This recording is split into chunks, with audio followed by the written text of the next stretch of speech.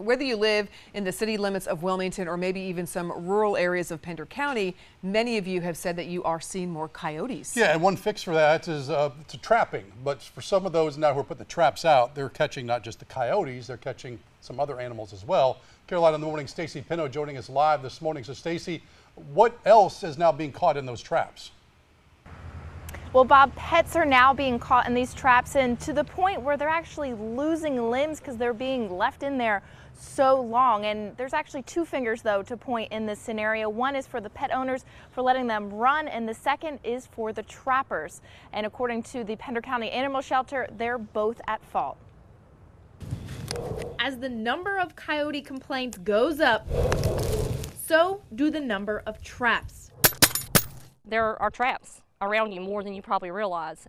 And trapping is legal. If you're doing it legally and you're checking it like you're supposed to, there's no law being broken. But not everyone is using the right kind of trap. We're checking them every 24 hours like the law says they should.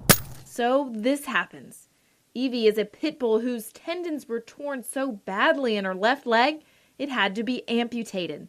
Around the same time, this hound was found running loose.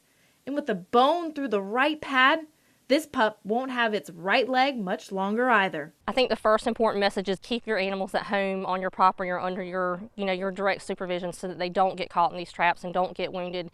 And then two, if you are going to set traps, it is not against the law, but please do your due diligence and research it, contact NC Wildlife, make sure that you're using the correct traps and that you're setting them appropriately and that you're following the regulations to ensure that the animals are being removed in a timely manner.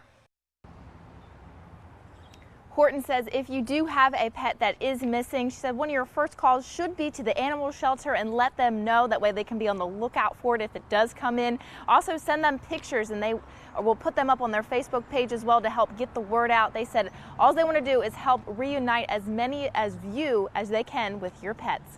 Back to you guys in the studio.